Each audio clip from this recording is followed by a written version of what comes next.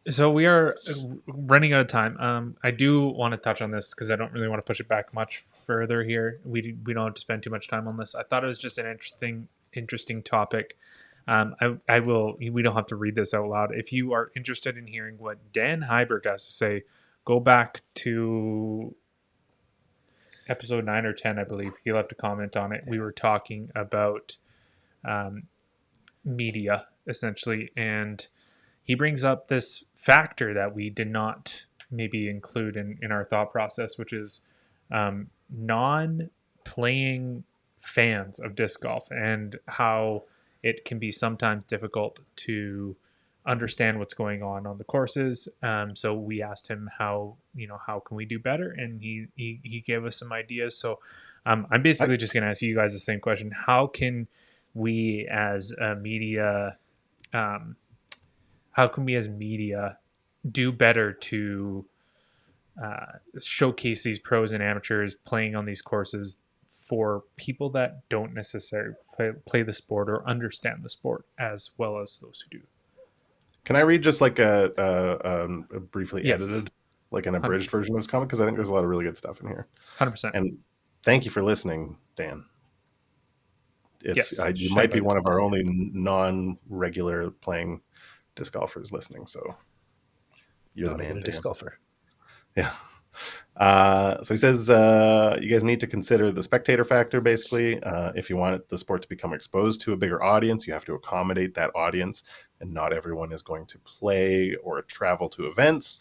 And there's a lot of people like him that don't play but do watch tournaments on YouTube, and I think he is part of a growing demographic in the sport.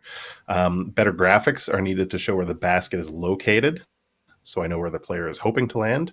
More cameras would help.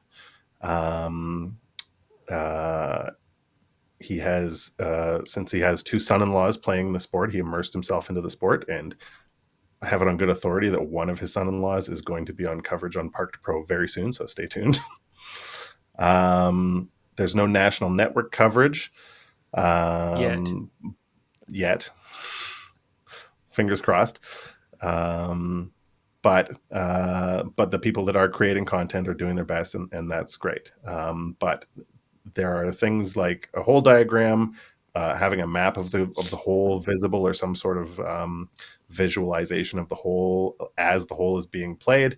The drone overview isn't great, and you sort of forget where the players are on the hole, especially if you don't know these courses. Like if you're watching the Pro Tour this year for the first time, you don't know the history of every time somebody went into this part of the fairway on hole 6 at Jonesboro or whatever it is. So that's the main point of what he's talking about, is catering the viewing experience around people who may or may not have played that course or any courses.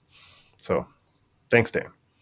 I'm taking this before Max can go. I sniped him because I only have 2 points. I think, and the only place I can remember it vividly, Jomez did it for the Utah Worlds, where they showed the drone overview, but they also showed the shot shape for the expected landing zones.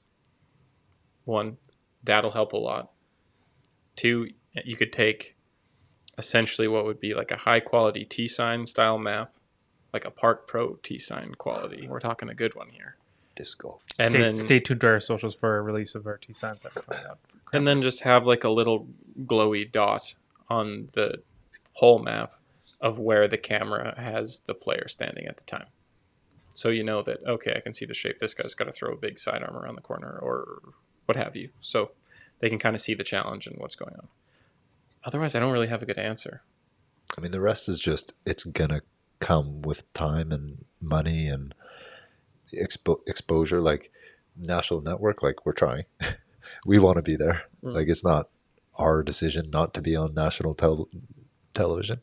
But like, yeah, number of cameras, that's going to come, hopefully, to an extent. Like it is also very different than ball golf, where you're not on ball golf courses all the time, where it is tough to have a million cameras in the woods. So part of it is a a different sport that will have to be represented differently. But I think what Jesse pointed on, those two things are pretty easily, I mean, we're already kind of doing it. And I mean, I want to say some media platforms have been doing I think this might have been a Swedish video, but they did like after the hole is played, or maybe it was like Gatekeeper or somebody, but they do like a shot tracker of like where you can see on the map. And I mean, Like I don't know if you can map before the discs land. yeah, where I don't know if you can incorporate that on the screen the whole time, that because that might just kind of take away from the whole viewing experience. But you kind of have to play around with these kind of things to find what works and what doesn't. And I mean, yeah, it'll just come with time. We apologize. I don't know if you can hear that. Andre Obviously, farted. obviously, my daughter has woken up from her slumber. Yeah, no, I agree with both points. Obviously, it's I think the biggest thing that Max touched on, it's just like money and time. You know, these things take time to incorporate. You know, Matt and I have been working on expediting our graphics process, and that's not including any of this stuff, and it's already going to take a long time. And like you go back, I don't know how many years, but like less years than you would think. Yeah. There was coverage with no commentary on it. Mm-hmm. Like that was the coverage that everybody's watching. So, Usually single camera. yeah. So like, and the disc just sort of gets smaller and smaller, and then you got to find out where they landed on the next one. Where we are now is pretty impressive. Obviously, from people who are more accustomed to big sports, yeah, it does look a little amateurish, but it's going to take time, and we're still growing. I mean, and I'd like to speak. I'm going to be perfectly candid with everyone here. Matt and I still work full-time jobs. We don't have the time to implement every little graphics piece that we can. We will do our best to illustrate what has happened and what will happen through commentary and obviously what is happening on the course, camera angles, stuff like that. I think that's kind of the best way that we personally as Park Pro can do our best to do that. In the grand scheme of things, I don't think we are far off from having this stuff implemented in post-production. I think we're a ways off from having it in live because it's just a lot, and to be able to do that stuff like this, you need more people, which means you need more money, which means you need more sponsors, and sometimes that can just be hard in general. But like you said, as the sport grows, that stuff's just it's only a matter of time. So. There's one thing that I remember him touching on in the comments. He said something about like being able to see what the rest of the field is doing rather than just the people on the card. And that's a thing that I kind of get annoyed at when we're watching post-produced, where you just get so pigeonholed into this card that, it's like 5 seconds at the end of the video that they show the leaderboard, and it's like, okay, how did we get there? That doesn't mean anything to me. I think that's kind of the reason, like for us, our whole strategy was every 3 holes we show a little leaderboard, 10 top 10. I like that. And maybe it's just a matter of leaving that up for a little bit longer and talking about it, because you see names that are, you can see names that come from the bottom and they start making their way up. But I mean, as long as it's like real time, relevant scores periodically throughout the video, that's great. Like it doesn't have to be super long, but for it to just see, and I mean, I don't know if it's like a spoiler thing that they don't want to spoil like Gatekeeper's coverage, that they don't want to show all their scores. But they did have that little crossover where there was like the Gatekeeper I love that check-in. Yeah. And that was amazing. Yeah. And that looked really good. But it is annoying to be so stuck on this one group and then not really have any grasp of the tournament. Like the live does it well, where you have a leaderboard rolling, and that's just natural. But post-produce, I think, should have a bit more data from the tournament. It's tough. I wouldn't have thought of it until you said it, but spoiling other people's coverage, because they're paying for the rights to do their thing as well. Yeah.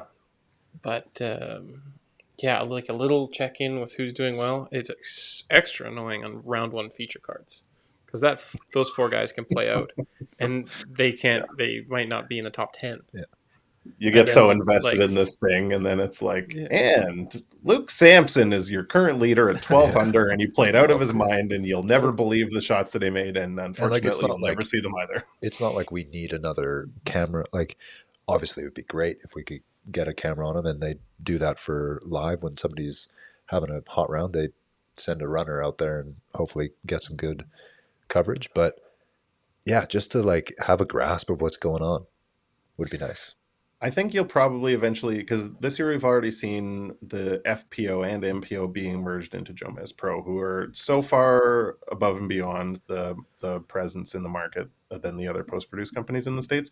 I think you'll probably start to see some consolidation of the post-produced and the disc golf network, and to the point where, you know, maybe DGN just sort of owns all of the coverage. Maybe they partner with Jomez and it's all like one package. Like, here's your live, and, you know, the post-produced people, maybe they have access to some of those live shots, and, you know, maybe they have their own cameras that aren't tethered to the internet and things like that. And then you just, because at the end of the day, that's what everybody wants, is to have like 3 or 4 cards of good post-produced information and 3 or 4 cards of live, and have it be like one cohesive presentation. So I think that's probably where it'll get to before too long. I think you're already getting there. I have on good authority that the Jomez guys were acting as camera ops at the All-Star event for DGN Live. And then, I mean, just the contract. Like, I think, is it this year is the last Jomez Pro Tour contract year? Yep. So whether or not that means Jomez gets consolidated, or if Jomez leaves and does their own thing. Well, and like you see them starting to get into other stuff other than coverage. So that could very well be coming down the pipeline. And that's not to say they will be involved. If anything, they will be contracted out by the Disc Golf Pro Tour to be the official Disc Golf Pro Tour post coverage. So they already have this like weird symbiotic relationship where if the Pro Tour said no more Jomez coverage, there would be massive backlash against them. Which happened. And if Jomez didn't have lead feature card coverage of the Disc Golf Pro Tour, they wouldn't really have a channel anymore. Yeah. Because they make great content, but at the end of the day, if they're not on the field for the highest caliber of disc golf. Yeah. R.I.P. So, hey, they're doing all the A tiers. Yeah. They're still kind of doing it. But they're still not ATs, Silver Series. Oh, I thought it was just the A tiers. No, so all the Silver Series. Because they get it on their own channel as well. Yeah. Yeah. That's big. So, yeah. But I think it's great, and it's your comment, Dan, really gave me a lot to think about, and I think Andre too, about how we're going to approach our coverage, because as you can probably imagine, all of this coverage stemmed from people that played disc golf.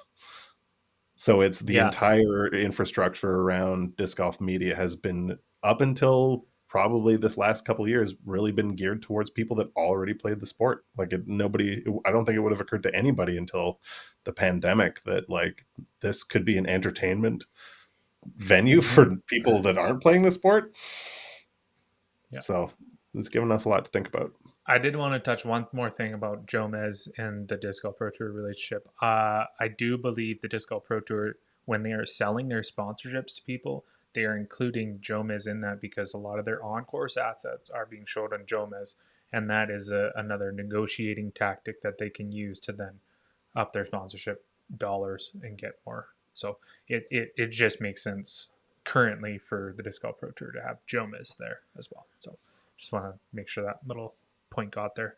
That is all I had, unless you guys have anything else on this topic or anything else. I just got one thing. I wanted to give a little quick shout out to my buddy Luke Orth from Cranbrook, who, as a congratulations for my Discmania signing, sent me this awesome Canadian Nationals Essence. And I'm excited to give that puppy a toss. Yeah. Thanks, Luke. And that's in the Lux Vapor. Vapor. which I believe Vapor and Lux are the same, but Vapor has the burst lines in it. Right. 420,000 subscribers. Yeah. Yeah. Did they not have 100,000 Last subscriber year. party? Yeah. Like maybe that was a couple of years ago, but Yeah, it was only a couple of years. did they have That's a crazy. like when did they have their 300K and 400K party? 420,000. It's nuts. Congratulations. Yeah, congrats Jonas, to those guys. I didn't think the putting game was really pulling subs like that, but 420. Almost Yeah. half a mil. Well, and I think that's where Jomas is playing such a key role, is that like I think those putting challenges and stuff like that for the non-disc golfer, those are probably more entertaining to watch if you're not up to date on the sport itself. So Fair. I feel like they're just kind of that like fun sort of bit. And again, with the younger community, I think that stuff really resonates with the younger generation of disc golfers. So Resignation. right. Yeah. Resonate. regression. Regression. We're regressing. This podcast is regressing. You said regressing? Yes. My brain is regressing. All right. I think that's about it. As you can tell, we have lost our ability. Well, I've lost my ability to speak. It is also trade deadline in our fantasy hockey pool, so I got to make some trades. Tanking for Connor Bedard over here. So, cool. Thank you to our sponsor, DiscGolfPark, for making this podcast possible, and thank you to our patrons. Without you guys, this podcast would also not be possible. So, huge shout out to that. If you are interested in becoming a patron, once again, head to patreon.com/parkpro. Tell your friends. Thanks, Matt. Subscribe. Take us out. All right. It's been a long one from all of us here at Park Pro. When a plastic frisbee manufacturer sues a talented young athlete, the prodigy always loses. Word.